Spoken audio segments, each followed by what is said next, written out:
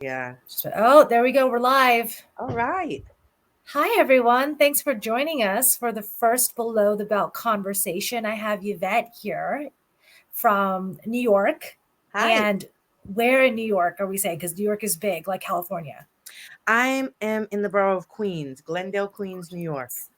Queens. I always think of Queens very nicely. Kind of like I like that area more like Brooklyn and stuff because it's Manhattan's so big and busy. So Queens is nice, right? There most of my life now. Just only 5 years. My first 5 years in the Bronx, and then from then on, I was always in Queens.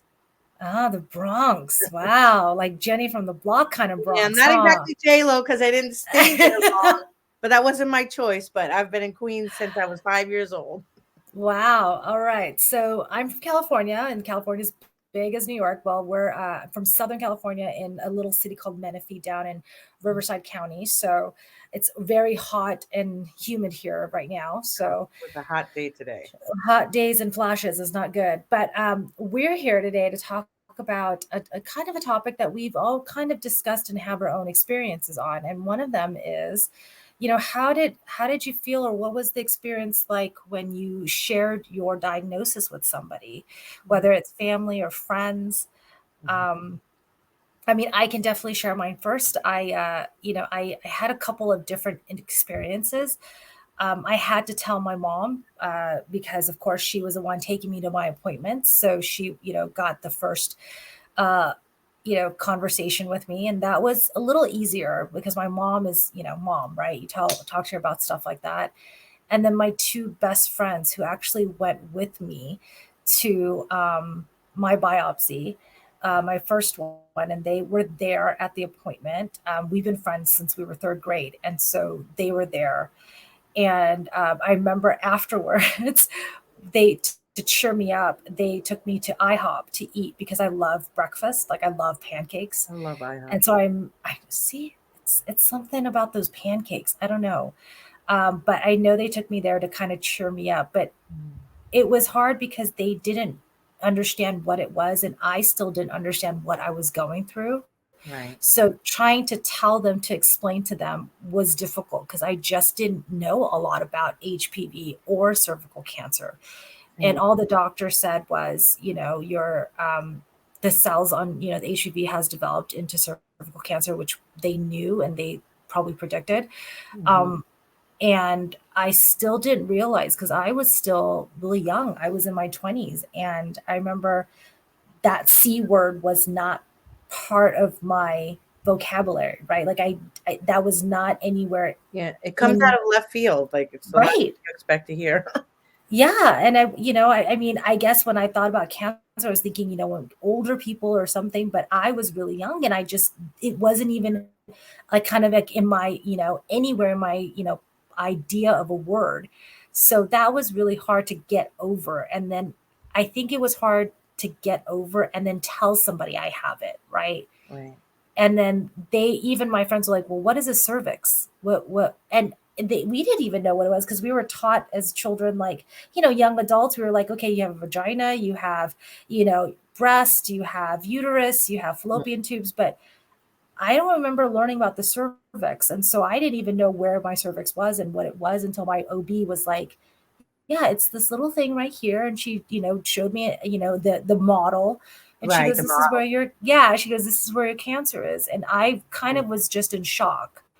And I had to get over the shock to tell my friends and family. But it was a hard discussion with the rest of my family, who is not open about um, certain topics like that. They were just very, I come from a very traditional Asian family who just don't talk about things like private things like that. Okay. And so for the longest time, I think my mom told my grandmother, and my grandmother just thought it was like breast cancer or something. Like she Oh, was just like, oh yeah, she has cancer, but never said what type of I cancer see. or how I got it, right? Because they didn't want to say, oh, she had sex or something, because I was so young. So I wasn't that young, but but it was difficult. I think it was difficult for me to just understand and then try to explain it to someone else who had, you know, who what I was going through. Exactly, because the shock of it all. I can totally relate to it now.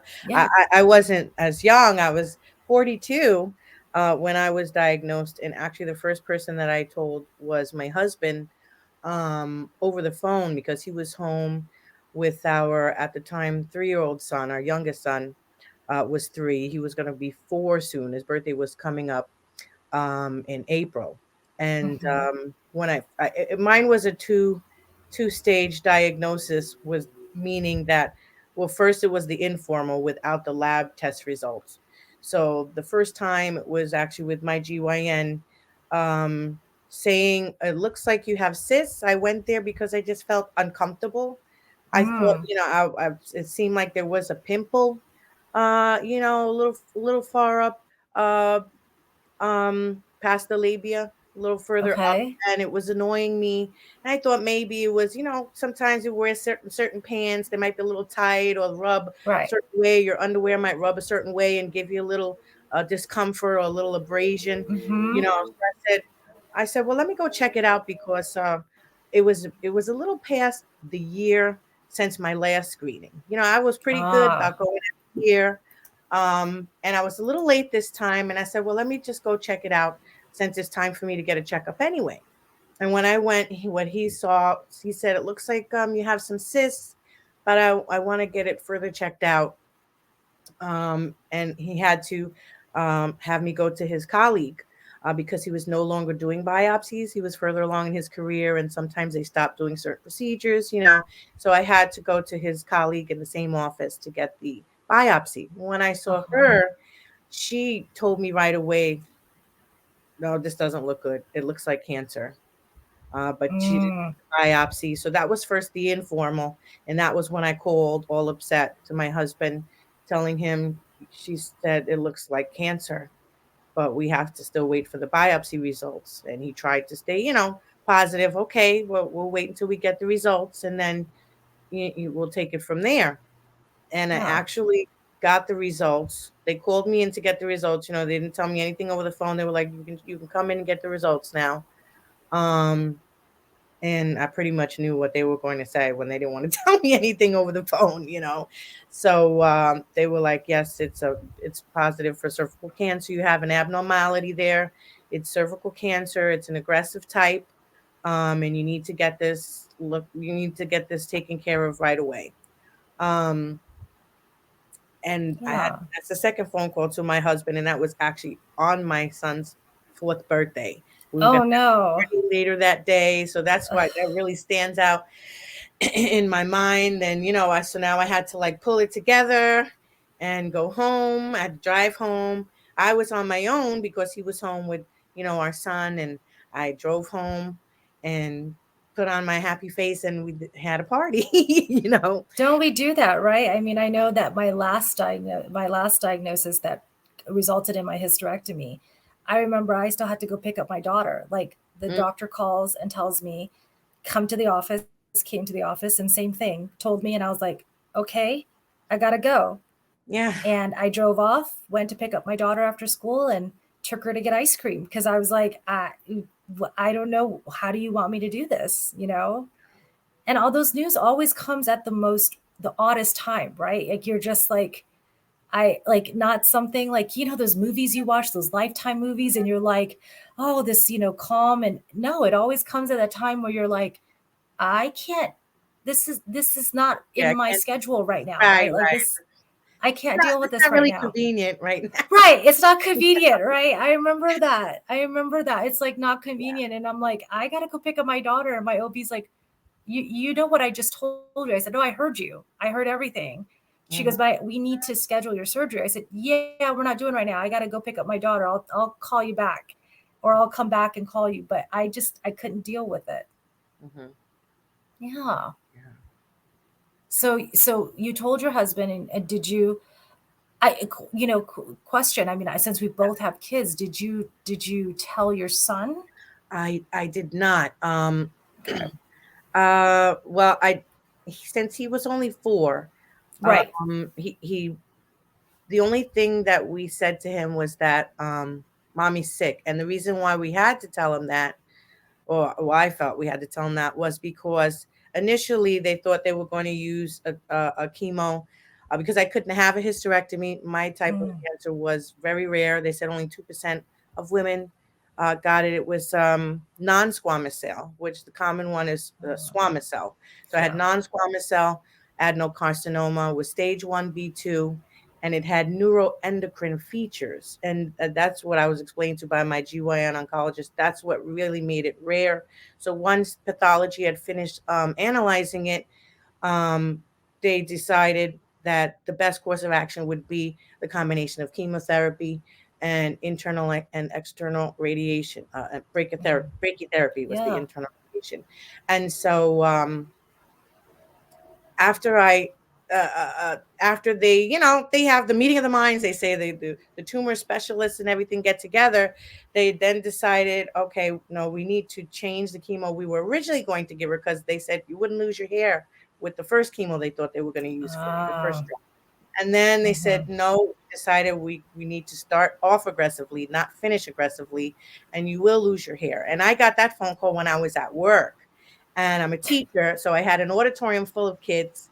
And now I'm at a point where I know what's going on. I had alerted my husband, was like, okay, Yeah. call your doctor right away. We need to get, the specialists, we need to find out what specialist you need to go to Yeah. and what group of people you need to be with, and let's do this. So now when I see the area code, I knew to pick up the phone. So I had people there assisting me. Since I have to get this, I had to step out to get the phone call. And that's how I found out at work that, sorry, you are going to lose your hair after all. We're giving you the stronger chemotherapy. And I just lost it. I just Oh. burst out crying, and I had to get somebody to cover my class. One of my colleagues went with me downstairs to the nurse's office, Mhm. and that's when I talked to more of them about what was going on. More of my colleagues, my principal came in. Now, my whole school community, very, very empathetic to my situation, because the year prior, we had just lost our principal to pancreatic cancer. And Ah. so when I started telling people, they were just like, with open arms. In fact, before I left, they took a nice collection for me and everything, and the kids made cards, and Oh. I had to leave a couple of months before the end of the school year, and I was preparing the eighth grade graduation. So I came back and I got to see the graduation, but I didn't get to finish helping them prepare and stuff like that. So anyway, I'm down there crying about my hair, and I remember one of the paraprofessionals that I work with. She said to me, "Listen, Yvette, Mhm. I know you're upset. I know you're upset about your hair. Just look at it this way: when you lose that hair, that's unhealthy. It's Right. going to be gone. But when it comes back, Mhm. healthy hair is coming back. Your health's going to be coming back. It's going to be That's fine. right. It will come back." And I remember that comforted me so much, and I bring that up from time to time, and I even put it in a video that I did. The healthy hair coming back, and I had to let go of that, and I did what a lot of cancer survivors do, and patients, is that they either shave their hair off or they cut it very Uh-huh. short, so that when it's falling out, it doesn't seem as traumatic having all this long, Right. clump of hair coming out. So we did Mhm. do like a short bob first, and it's still traumatic though, but it was less, all over the Yeah. place. And so that's why I told we did to my son that I was sick, because Mhm.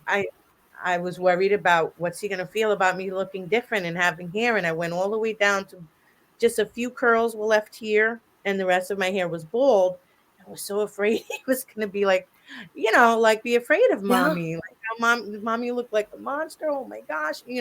But he would just sit there and just play with those little few curls at the front of. Oh. He would just, like nothing had changed, Yeah. and Kids eventually, are very resilient and yeah. very caring and innocent. So I think, yeah, I think it's one of those things, right? It's hard to convey to kids, but at the same time convey to adults how you feel, Mm. right? And for me, it was easier sometimes talking to my daughter. I know she was scared, but And I how could old I is she could at the time? simplify it. So my last diagnosis, she was about 8, so around COVID, 8, 9, Mm. 9 is when we got it. So that was that. But she just was, I think she just was not fazed by the whole stigma of it because she was so innocent, right? Like Mhm. she wasn't afraid of the stigma. She didn't think of me differently. She just loved me, loved mommy. And she's like, mommy, I'm going to take care of you. And so I Oh, remember she was just, I think she didn't have all that other thing going on, right? Because it was just innocence, and especially like your son, playing with your hair. It's like he has no other bias, no other thoughts about what cancer or what sickness is, right? He's just worried about his mommy, and wants to make mommy happy. And so I think that was the sweetest thing. And I feel like I didn't appreciate it enough with my daughter, when I told her, because I was just so worried about trying to get through, the other side and, fighting and stuff. And I just didn't, think about how I was talking to her. And so later on when we were talking, and she knew mommy was sick, but she was just like, Mom, it's okay. You're going to get better. You're going to be fine.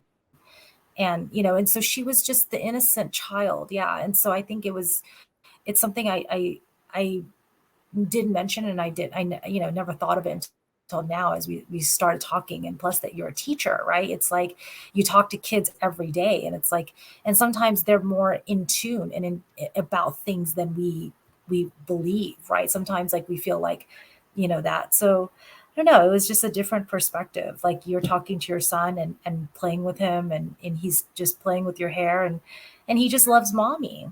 yes. Yeah. Yeah. Years later, I brought it up, but it was, sometimes I find it's more difficult now than when I was first diagnosed, saying that I had cervical cancer. I mean, I'm happy to say that I had it instead of Yeah. saying that I currently I have have. it, being Yeah. treated for Yeah. it.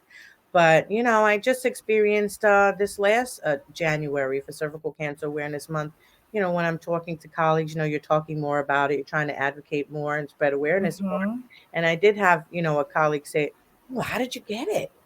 Kind of, and just like it kind of set me back the way that she said it, because and then I wasn't sure how to respond, Right. because it was like, well, it said it was a rare type and you can get it from HPV, but in that moment I started feeling like the shame creep in, like, oh my gosh, is she having that reaction because she thinks that, the stigma started creeping in for me. I'm like, I Right. didn't expect that reaction because I was so used to through Survivor, and since Survivor was in my life now, because originally I wasn't a member of Survivor Mhm. for many, many years. Um, and I hadn't really felt that shame coming in because Mhm. I didn't really share it much outside of my school, and I had one friend who was actually there from the beginning of my son being born, who she used to spend the night when my son was first born, and, she helped me go to some of my treatments. Um, she drove me, but it's like it comes I up. Yeah, It I comes think up the for me and stigma I I feel think like the a stigma certain is way. there. Yeah, the Yeah. stigma is there, but I think we should talk about it more. And I think with these below the belt conversations that we're having now is going to help, just spur that conversation and keep the conversation alive. So Right. definitely thank you for joining us tonight, and for me, for all of everyone joining. I see a lot of comments. Sorry we didn't go through some of the comments, but thank you again for all you guys Thank joining us live. thank you We for appreciate it and look forward to the next below the belt conversation, and we'll have another topic. And so yeah, so feel free, and then also send out your comments as well, to comment about what you'd like to talk about as well, so we can start having those conversations too. thank All you so right, much, thanks Jocelyn. guys. Have a great Thank night, everyone. you. Thank